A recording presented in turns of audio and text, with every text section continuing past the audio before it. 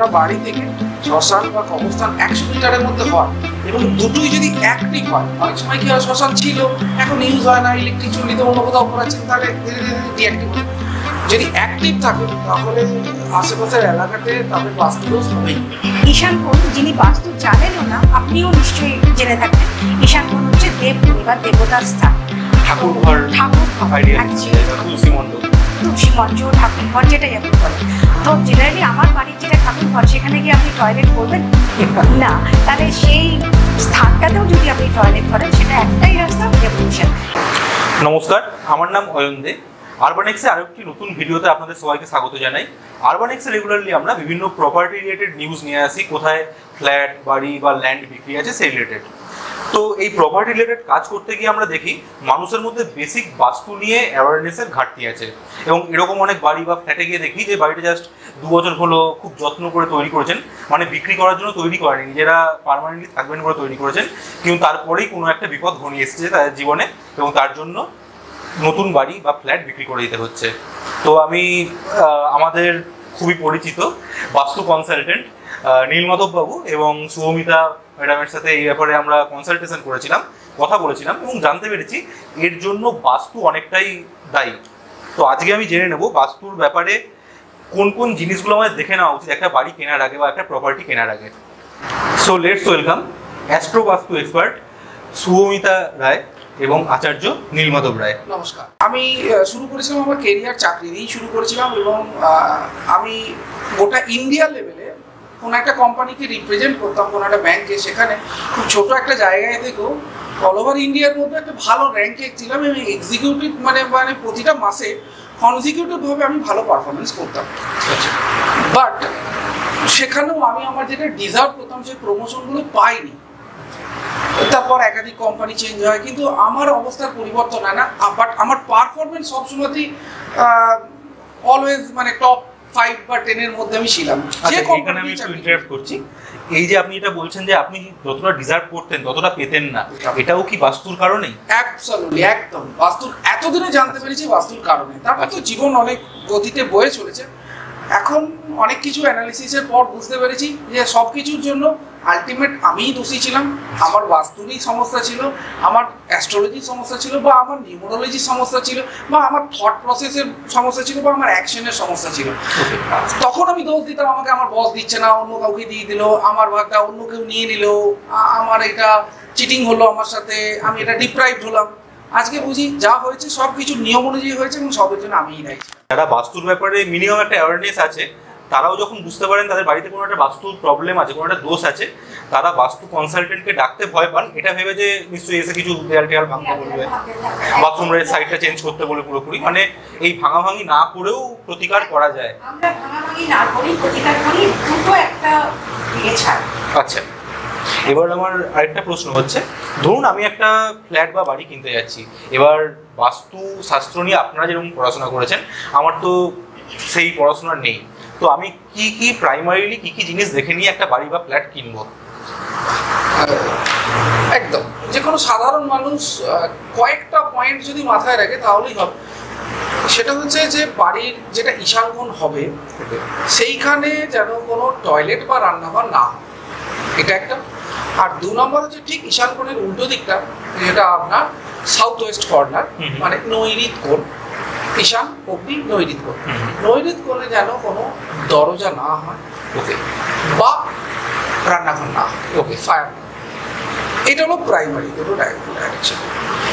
এই দুটো যদি তার মোটামুটি না থাকে, তাহলে বাকি তার বাড়িতে যা বাস্তুদোষই থাকুক সবকে ম্যানেজ করা যাবে, না ভেঙে। মানে লেস দ্যান 500 রুপিসের মধ্যে তার রেমেডি হয়ে যাবে। বাট যদি নর্থ ইস্টে টয়লেট থাকে, বা সাউথ ওয়েস্টে যদি আপনার এন্ট্রান্স থাকে, বা সাউথ ওয়েস্টে যদি এরকম কিচেন থাকে, এর রেমেডি নেই, আপনাকে ডেমোলিশই করতে হবে। আচ্ছা, তখন বাস্তুকারের দোষ না, ওই জায়গাটার বাস্তুটার দোষ হয়ে গেছে। তাহলে 98% ক্ষেত্রে উইদাউট ভাঙাচোরা, মানে ডেমোলিশন না করেই, না ভেঙেই বাস্তু করা যাবে। আচ্ছা, আর যারা ধরুন নিজেদের বসবাসের জন্য জমি কিনছেন, আমি ফ্ল্যাট বা বাড়ি ভুলে গেলাম, শুধু জমি কিনছে, এই ফাঁকা ল্যান্ড, সেখানেও কি আমি বাস্তুর ব্যাপারে কিছু দেখে নিতে হবে, নাকি জমির ক্ষেত্রে এটা প্রযোজ্য নয়? জমির ক্ষেত্রে কেনাটা খুব ইজি, অতটা দেখতে হয় না। তবে আমরা যে কোনো সময়তেই দেখবেন একটা কথা বলি যে কোনো জায়গায় আমরা জায়গা কেনার সময় পরিবেশটা দেখি, মানে আশেপাশে কোনো স্ল্যাম এরিয়া নেই, নোংরা আবর্জনা কিছু নেই, ফ্যাক্টরি কলকারখানা নেই, আমরা দেখি তো আশেপাশে। তো আপনি যে জায়গাটা কিনছেন দেখে নেবেন তার আশেপাশে কত দূরে জলাশয় আছে, কত দূরে কোনো ফ্যাক্টরি আছে, কত দূরে আপনার কোনো মন্দির আছে, পার্ক আছে, এইগুলো একটু দেখে নিতে হয়। জমির ঢালটা কোন দিকে সেটা একটু দেখে নিতে হয়, কোন দিক থেকে কোন দিকে বইছে, আর জমির যে কোয়ালিটি সেখানে উইয়ের অস্তিত্ব কতটা রয়েছে এগুলো দেখে নেবেন। সেখানে কি জাতীয় গাছপালা হয়েছে, ল্যান্ড কেনার সময় দেখতেই পাবেন কি জাতীয় গাছপালা থাকলে কেনা উচিত নয় বা কি জাতীয় গাছপালা থাকলে ভালো। আপনি যে কোনো জমিতে যখন যাবেন প্রথম হচ্ছে আপনার একটা অনুভূতি, ফার্স্ট আপনার অনুভূতি কাজ করবে যে ইটস গুড, ফিল গুড একটা ফ্যাক্টর, মানে যিনি জানুক বাস্তু বা না জানুক একদম সবার ক্ষেত্রে হলো এটা এক নম্বর। দু নম্বর হচ্ছে যেখানে গরু যাতায়াত করে, গরু সেটা ভালো জায়গা, আপনি চোখ বন্ধ করে সেই জায়গাটা কিনতে। আচ্ছা। 3 নম্বর হচ্ছে যেখানে কাঁটা জাতীয় গাছ নেই। আচ্ছা। চেনার উপায় কাঁটা জাতীয় গাছ যেন না, জীবন কাটায় ভরে যাবে কাঁটা জাতীয় গাছ সেখানে থাকে। হ্যাঁ, নর্মাল যে কোনো গাছ হোক, ঘাস হলেও চলবে, কোনো অসুবিধা নেই, কাঁটা জাতীয় না হয়, উইডিবি যেন না থাকে, এই জায়গাগুলো একটু দেখে নিতে হবে। আচ্ছা, শ্মশান বা কবরস্থান এই টাইপের কিছু ওগুলো আসবো, আপনি সেরকম প্রশ্ন করলে ডিটেলসে বলা যাবে। আচ্ছা, মানে অ্যাকচুয়ালি কবরস্থান বা শ্মশান থেকে মিনিমাম 100 মিটার দূরত্বে বাড়ি করা উচিত। যদি আপনার বাড়ি থেকে শ্মশান বা কবরস্থান 100 মিটারের মধ্যে হয় এবং দুটোই যদি অ্যাক্টিভ হয়, অনেক সময় কি হয় শ্মশান ছিল এখন ইউজ হয় না, ইলেকট্রিক চুল্লিতে অন্য কোথাও করাচ্ছেন, তাহলে ধীরে ধীরে ডিঅ্যাক্টিভ হচ্ছে। যদি অ্যাক্টিভ থাকে তাহলে আশেপাশের এলাকাতে তাদের বাস্তুদোষ হবেই। ওকে, রেমেডি আছে, ডেফিনেট রেমেডি আছে, রেমেডি নেই এরকম কিছু নয়, না ভেঙেও রেমেডি আছে। আচ্ছা, এইখানে যখন এই প্রসঙ্গটা এলোই তাই আমি আরেকটা প্রশ্ন করে নিচ্ছি। ধরুন একটা শ্মশানকে কেন্দ্র করে তো অনেক ব্যবসাও থাকে, শ্মশানে গেলে একটা কচুরির দোকানও আমরা দেখতে পাই ঢুকতে গেলেই, তো সেই সব যে ব্যবসাগুলো হচ্ছে তাদের উপর কি বাস্তু দোষের এই ইম্প্যাক্টটা পড়ে শ্মশানের মধ্যেই, যেহেতু বলা যায় সেগুলো, বা বিভিন্ন ডোম সম্প্রদায়ের মানুষ অনেক সময় দেখেছি শ্মশানের লাগোয়া জায়গাতেই থাকেন। দেখুন, মানুষের মতো বিভিন্ন ধরনের আমরা জানি প্রকৃতি আছে, তত্ত্ব আছে, বিভিন্ন ধরনের আছে, অগ্নিতত্ত্বের মানুষ আছে, জলতত্ত্বের মানুষ আছে, বায়ুতত্ত্ব, এছাড়াও আমরা একটা বলি আসুরিক প্রবৃত্তির মানুষ, দৈবিক প্রবৃত্তির মানুষ, মানে আমাদের মধ্যে এই কোয়ালিটিসগুলো সবই আছে। আচ্ছা, কোনোটা বেশি কোনোটা কম। এইবারে আপনার প্রবৃত্তির সাথে যদি জায়গার প্রবৃত্তি এলিমেন্টগুলো যদি ম্যাচ করে যায় তাহলে আপনার জন্য সুখকর। মানে ভালো স্থানে ভালো মানুষরা বাস করবে, খারাপ স্থানে খারাপ মানুষরা বাস করবে, খারাপ প্রবৃত্তি সম্পন্ন মানুষরা, তাদের জন্য ওটা ভালো। কিন্তু যদি মিসম্যাচ করে দেন তখন তার মাইন্ড সেটাকে নিতে পারে না, কারণ আপনি যদি মাইন্ডের নেন তবেই সেটা আপনাকে ডিস্টারবেন্স ক্রিয়েট করবে। ওকে, এরপর আমার ম্যাডামের কাছে প্রশ্ন হচ্ছে, একটা জিনিস আমরা শুনি যে ঈশান কোণে বাথরুম থাকা খুবই খারাপ, কেন? মানে ঈশান কোণে বাথরুম থাকলে কি কি তার পরিণতি হতে পারে এবং তার রেমেডি কি? আচ্ছা, আমি প্রথমেই আপনাকে বললাম যে আমরা ডেমোলিশন ছাড়া বাস্তু করি, কিন্তু এটা এমন একটা জায়গা যেখানে ডেমোলিশন ছাড়া কোনো উপায় নেই। ঈশান কোণ যিনি বাস্তু জানেনও না, আপনিও নিশ্চয়ই জেনে থাকবেন, ঈশান কোণ হচ্ছে দেবভূমি বা দেবতার স্থান, ঠাকুরঘর, তুলসী মঞ্চ, ঠাকুর ঘর, যেটাই আপনি বলেন। তো জেনারেলি আমার বাড়ির যেটা ঠাকুর ঘর, সেখানে গিয়ে আপনি টয়লেট করবেন না, তাহলে সেই স্থানটাতেও যদি আপনি টয়লেট করেন সেটা একটাই রাস্তা, ডেমোলিশন। এর বাইরে আমরা কোনো রেমেডি করতেও পারি না, দিতেও পারি না, রেমেডি কাজও করে না। যদি কারোর হয়ে থাকে তাহলে তার ক্রনিক ডিজিজ হবে, নার্ভাল ডিসঅর্ডার আসতে পারে, এমনকি ক্যান্সার পর্যন্ত হতে পারে। এগুলো দেখা গেছে, মানে হয়, পরিবারের সবার নয়, বাট কারো কারো হয়, যার যখন অ্যাস্ট্রোলজিক্যাল প্ল্যানেটরি পজিশন ওই অবস্থাতে আসে তখন তার ওটা দেখা যায়। আচ্ছা, এর আগে নীলমাধববাবু একটা জিনিস বললেন যে জমির ক্ষেত্রেও বাস্তু কাজ করে, শুধুমাত্র চার দেয়ালের মধ্যেই বাস্তু কাজ করে এরকম নয়, এবং আপনি বললেন এই ঈশান কোণ নর্থ ইস্টের ব্যাপারটা। আমি যদি দেখি আমার ভারতবর্ষের ব্যাপারে, ভারতবর্ষের নর্থ ইস্টে পাহাড় পর্বত আছে বা যাই হোক, তো সেটা কিভাবে ইম্প্যাক্ট করছে আমাদের ভারতবর্ষের বাস্তুকে? দেশের বাস্তুটা অন্যরকম ভাবে দেখা হয়, কোনো একটা এলাকার বাস্তু অন্যরকম ভাবে দেখা হয়, আর বাড়ির বাস্তু সেখানে অন্যরকম ভাবে দেখা হয়। ন্যাচারাল জিনিস একটা, আর একটা হচ্ছে আমি নিজে তৈরি করছি, আর একটা হচ্ছে বাই নেচার তৈরি হয়ে গেছে। যেমন ধরুন আমরা সমতল ভূমিতে আছি, তো এখানকার যে বাস্তু, আর আপনি যদি ধরুন আমাদের দার্জিলিং এ চলে যান, দার্জিলিং এ দেখবেন চারিদিকেই পাহাড় আর খাল নদী, ওখানকার বাস্তুটা আলাদা, সেইভাবেই ওখানকার সিস্টেমটা গড়ে উঠেছে। আচ্ছা তো দেশের বাস্তু আলাদা, প্রত্যেকটা ভৌগোলিক অবস্থান অনুযায়ী বাস্তু আচ্ছা এটা যা বলছি আমরা সমতলের বাস্তু অনুযায়ী। আচ্ছা আচ্ছা এরপর আমার প্রশ্ন, হ্যাঁ হ্যাঁ একদম খুব সুন্দর কোশ্চেন। এরপর আমার প্রশ্ন হচ্ছে, আমরা দেখেছি যে সবাই যখন ফ্ল্যাট কিনতে আসে তখন তারা প্রেফার করেছে দক্ষিণ দিক খোলা ফ্ল্যাট। তো দক্ষিণ দিকে একটা জিনিস তো আমরা বুঝতে পারি যে আলো হাওয়া বাতাস ভালো পাওয়া যায়, কিন্তু বাস্তু অনুযায়ী ইম্প্যাক্টটা কিরকম, পজিটিভ নাকি নেগেটিভ? পজিটিভ হলে কিরকম পজিটিভ? দক্ষিণ দিক, না ঠিক আছে আমি বলছি, মানে দক্ষিণ দিক আমরা সবাই জানি দক্ষিণ খোলা, এরকম অনেক কবিতাও আছে, গানও আছে। তো তার সঙ্গে আমরা বাঙালিরা না একটা শব্দ শুনি, জমের দক্ষিণ দুয়ার, আমরা ওটাকে না একটু ইগনোর করে যাই। এই শব্দটাও কিন্তু আমরা শুনি যে জমের দক্ষিণ দুয়ারে যা, একদমই বাড়িতে শুনে থাকি। এক্স্যাক্টলি দক্ষিণ একদমই দরজার জন্য ভালো জায়গা নয়, দক্ষিণ খোলাও ভালো জায়গা নয়। যত দক্ষিণ বন্ধ থাকবে, কারণ হচ্ছে এটার একটা সাইন্টিফিক কারণও আছে। আমাদের সানসেটের সময় ইউভি রেটা বেশি আমরা পাই। আচ্ছা, তো দক্ষিণ থেকেই ওটা মেনলি আসে। তো ইউভি রেটাকে প্রোটেক্ট করার জন্য যত আপনি ওপেন রাখবেন ইউভি রেটা আপনার বাড়িতে ঢুকবে, যত ওটা আপনি ক্লোজ রাখবেন ইউভি রেটা প্রোটেক্টেড হবে। আরেকটা জিনিস আমরা দেখেছি, এটা কোনো কুসংস্কারও হতে পারে বা আমি জানি না এর পিছনে কোনো লজিক আছে নাকি, অনেকে ফ্ল্যাট কিনতে এসে বলেন যে পূর্ব দিক কিংবা দক্ষিণ দিক হলে ভালো হয়, পশ্চিমমুখী ফ্ল্যাট কিনবো না। পশ্চিমমুখী ফ্ল্যাট কি সত্যি করেই খারাপ? কিন্তু একটা জিনিস যদি আমরা দেখি, মুম্বাই যেখানে সব থেকে বেশি বিলিয়নিয়ার আছে ইন্ডিয়ার, যত বড় লোক তারা সবাই চায় sea facing flat, sea facing bungalow, সবই পশ্চিমমুখী। তো ইম্প্যাক্টটা কিরকম? প্রশ্নটা দুর্দান্ত বলেছেন আপনি, প্রচুর রিসার্চ করেছেন, প্রশ্ন করেছেন। সাধারণ মানুষের কিছু আইডিয়ার উপরে চলে, সেই অর্থে চারটে দিকই ভালো, পূর্ব দিক, পশ্চিম দিক, উত্তর, দক্ষিণ। কোনোটা আপনার জন্য ভালো, কোনোটা ম্যাডামের জন্য ভালো, কোনোটা আমার জন্য ভালো। পশ্চিম দিক কেন জেনারেলি অ্যাভয়েড করতে বলা হয়, তার পিছনে দুটো কারণ আছে। আমরা জেনারেলি দেখেছি যদি পশ্চিম দিকে আমরা ফেস করে বাড়ি করি, তো আমরা বাড়ির লেভেলটা রাস্তার লেভেল থেকে একটু উঁচুতে রাখি। এখন পশ্চিম দিক ফেসিং হলে তাহলে মানুষটা পশ্চিম দিক থেকে বাড়িতে যখন ঢোকে, সবাই দেখবেন বাড়ির মেন যেটা লেভেল করছে তার থেকে নিচে একটা লেভেল করে, যেটা দিয়ে সিঁড়ির মতো রাখে, উঠে যায়, ওই জুতো রাখবো, সাইকেলটা বা মোটরসাইকেলটা ঢুকিয়ে রাখবো বা গ্যারেজটা করবো, ডাউন করে ফেলবো। সেই কারণে ওই ভুলটা হয়ে গেল, পশ্চিমটা ডাউন হয়ে গেল। এই কারণে বলা হয় পশ্চিমকে অ্যাভয়েড করতে, যাতে ওই ভুলটা ফিউচারে করবে ভেবেই আগে থেকে। যেরকম বাচ্চাদের ক্ষেত্রে মা বাবারা জানে যে বাচ্চা কি ভুল করতে পারে, ওই জন্য সেটাকে বারণ করে এটা করিস ওটা, একদমই এইভাবে আসো। আর পশ্চিম হচ্ছে অ্যাকচুয়ালি আপনাকে যদি বড় লোক হতে হয়, পশ্চিম আপনার সাপোর্ট না করলে কোনোদিন নেট প্রাপ্তি হবে না। টাকা আসবে, টাকা যাবে, কিন্তু টাকা জমবে না। যদি টাকা জমে আপনাকে গচ্ছিত ধরুন বাড়াতে হয়, আইডিয়ালি আমাদের বাড়ির পশ্চিম দিকে কি থাকা উচিত? সিঁড়ি, সিঁড়ি, শোবার ঘর, আচ্ছা, লকার, আচ্ছা, ভারী আলমারি, হেভি হেভি অবজেক্টস। তো এখন আমরা যারা আরবান এরিয়ায় থাকছি, আমরা দেখছি চারদিকে হাই রাইজ বিল্ডিং হচ্ছে। ধরুন আমার একটা ছোট বাড়ি আছে, আমার একটা একতলা কি দোতলা একটা বাড়ি আছে, সামনে বড় ফাঁকা জমি ছিল, সেখানে একটা হাই রাইজ বিল্ডিং হয়ে গেল। তো সেই বিল্ডিংটার জন্য আমার বাড়িতে বাস্তুর কি কি ইম্প্যাক্ট করবে নাকি করবে না? মারাত্মক ইম্প্যাক্ট করবে। আচ্ছা, আমরা বলেছিলাম না বাড়ি কেনার আগে আমরা সেই এলাকার পরিবেশ দেখি। তো যদি আপনার যেখানে প্লট আছে তার যদি দক্ষিণ দিকে অথবা পশ্চিম দিকে যদি হাই রাইজ বিল্ডিংটা ওঠে, তাহলে আপনার কপাল খুলে গেল। ওকে, মানে আপনি এবার গেনার হতে শুরু করবেন, আপনি জীবনে স্থায়িত্ব পাবেন, স্টেবিলিটি আসবে, আপনি গ্রো করবেন। ওকে, আপনি যা পরিশ্রম করছেন সেই পরিশ্রমে দিয়ে এবার সঠিক রেজাল্ট পেতে শুরু করবেন। আর সেটাই যদি আপনার উত্তর দিকে হয়, তাহলে আগামী দিনে আপনার প্রমোশন আসবে না, সংকুচিত হয়ে যাবে কেরিয়ার, বিজনেস ইনকাম কমে যাবে।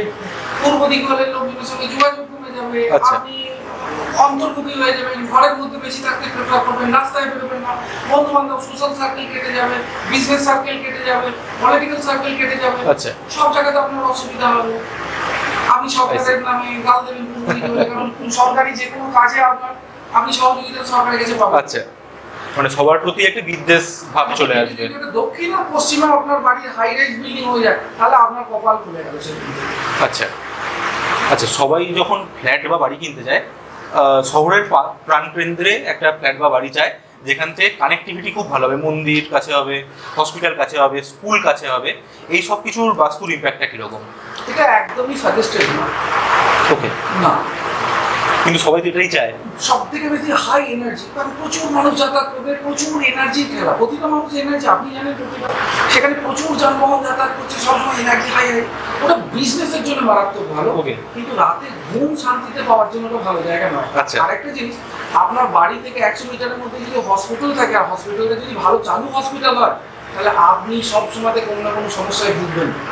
ওকে, তো কোন দিন একবার আপনার হার্ট অ্যাটাক হওয়ার জন্য বা কারোর কিছু হবে বলে আপনি হসপিটালের কাছে বাড়ি করবেন, এই ভাবনা থেকে বেরিয়ে এসে ফাঁকা জায়গায় বাড়ি করুন, যেখানে ফ্রেশ অক্সিজেন পাবেন, ফ্রেশ এয়ার পাবেন, কোলাহল কম, হর্নের আওয়াজ কম, শান্তিতে থাকবেন, লাইফটা বাড়বে, হেলদি থাকবেন। আচ্ছা, তো এই উত্তরটা থেকে একটা প্রশ্ন আমার মাথায় ঘুরপাক খাচ্ছে আবার। আমরা যখন ফরেন কোনো সিটি দেখি, একটা ডাউন টাউন থাকে যেখানে হাই রাইজ সব বিল্ডিং থাকবে, স্কাই স্ক্র্যাপার্স থাকবে, যেটা নিউ ইয়র্ক হোক, লন্ডন হোক, লস অ্যাঞ্জেলেস হোক, সব জায়গায়। আর শহরের আউটস্কার্টসে মানুষ থাকবে। তো আমরা কি এটা ধরে নিতে পারি যে ওরা বাস্তু মানে? ওরা 100% বাস্তু মানে, আচ্ছা, আমরা 2% বাস্তু মানি, কিন্তু আমাদেরই সায়েন্সটা তো আমাদেরই গেছে। হ্যাঁ, আচ্ছা, আমাদের হোয়াইট হাউস সব বাস্তু অনুযায়ী রয়েছে, আমেরিকা বাস্তু অনুযায়ী করছে, জার্মানি বাস্তু অনুযায়ী করছে। প্রথমে কিন্তু ওদের সব থেকে যেটা ভালো, ওদের হাইজিন মানে মেনটেনেন্স করা হলো, খুব ভালো করে হাইজিনটা, পরিষ্কার পরিচ্ছন্নতাটা খুব মেনটেন করে। পরিষ্কার হলেই তো এনার্জি ভালো। দেখুন, আপনি যেদিন দুর্গা পুজোর আগে যখন বাড়ি পরিষ্কার করেন, তারপর কি মনে হয় বেশ ভালো, বাড়িতে কোনো কুটুম্ব অতিথি আসবে, আপনারা কি করেন, বাড়ি পরিষ্কার করেন, তারপরে কি তখন পজিটিভ এনার্জি, ওদের 24 ঘন্টায় পজিটিভ এনার্জি ঘুরছে। আচ্ছা, আর ওরা সত্যি অনেক বেশি আমাদের থেকে পরিষ্কার, এটা অস্বীকার করার জায়গা নেই। হ্যাঁ, ওদের কোনো জায়গায় জল কম বলে কিছু জায়গায় আপনার মনে হতে পারে যে এই জলের ব্যবহারটা কম করে, বাট ওদের ওখানকার রাস্তাঘাট এইসব যদি দেখা যায়, আমরা এগুলো মেনটেন করি না, যে প্লাস্টিক ফেলে দিচ্ছি কোনো জায়গায়। ওদের এনার্জি অনেক ভালো আছে এবং ওরা সব জানে। ওরা ওই জন্যই একটু শহর থেকে একটু দূরে গিয়ে বাস করে, 200 কিলোমিটার 150 কিলোমিটার ড্রাইভ করে শহরে যায়, একদম চাকরি করে আবার ঠিক আছে। আমারও কিছু বন্ধু বান্ধব তারা পড়াশোনার জন্য জার্মানিতে গেছে, তো ওরা ওখানকার ট্রেন্ড বলছে শহরের প্রাণকেন্দ্রে থাকবে স্কুল, কলেজ, হসপিটাল সবকিছু, আর লোকজন প্রেফার করে গ্রামে গিয়ে থাকতে, সাইকেল নিয়ে, গাড়ি নিয়ে অফিসে আসে। তো এরপর আমার একটা প্রশ্ন হচ্ছে, আমাদের যে দেয়াল ঘড়ি থাকে বিভিন্ন ওয়ালে থাকে, তো কোন দিকে অ্যাকচুয়ালি ওটা রাখা উচিত? এবং আরেকটা প্রশ্ন হচ্ছে, ধরুন একটা দেয়াল ঘড়ি, যেটা আগেকার দিনে হতো বা এখনো হয়, ব্যাটারি শেষ হয়ে গেছে ধরুন, তো বন্ধ হয়ে গেছে, সেটা কি রাখার কোনো বাজে ইমপ্যাক্ট পড়ে, খারাপ ইমপ্যাক্ট পড়ে? অবশ্যই পড়ে, অবশ্যই পড়বে। কেননা কোনো বন্ধ জিনিস, কোনো খারাপ জিনিস রাহুকে ইন্ডিকেট করে। ওকে, যে কোনো ইলেকট্রনিক্স গেজেট বা ইলেকট্রিক্যাল গেজেট, তো রাহু মানেই খারাপ, এটা আমরা জানি। আচ্ছা, এখানে আমি একটা জিনিস জিজ্ঞেস করি, বন্ধ জিনিস বলতে ধরুন আমার একটা ফোন আছে, আমি ফোনটা অনেকদিন অফ করে রেখে দিয়েছি, একদম সেটাও মানে যদি আমার কোনো ফোন খারাপ হয়ে যায়, তাহলে আমার সেটাকে ইমিডিয়েটলি সরিয়ে ফেলা উচিত ঘর থেকে, সেটাকে রিপেয়ার করে ইউজ করা উচিত। যে পুরনো ঘড়ি ধরুন আছে, সেটা আপনি রিপেয়ার করলেন, ব্যাটারি লাগালেন, আপনি ইউজ করুন, ওয়ার্কিং কন্ডিশনে থাকলেই হলো, কোনো অসুবিধা নেই। আর কোন দেয়ালে থাকা উচিত? সব থেকে ভালো হচ্ছে ইস্টের দেওয়ালে থাকা, নর্থের দেওয়ালে থাকা, আর নর্থ ইস্ট দেওয়ালে থাকা। আচ্ছা, ঠিক আছে। তো এরপরের আমার একটা প্রশ্ন হচ্ছে, আমি যেমন স্যারের কাছে শুনলাম বাস্তু ফরেনাররা আমাদের থেকে বেশি মানে দেখতে গেলে, কিন্তু ওরা হয়তো ওটাকে প্রকাশ করে না, ওরা হাউস ওয়ার্মিং বলে, আমরা গৃহ প্রবেশ বলি।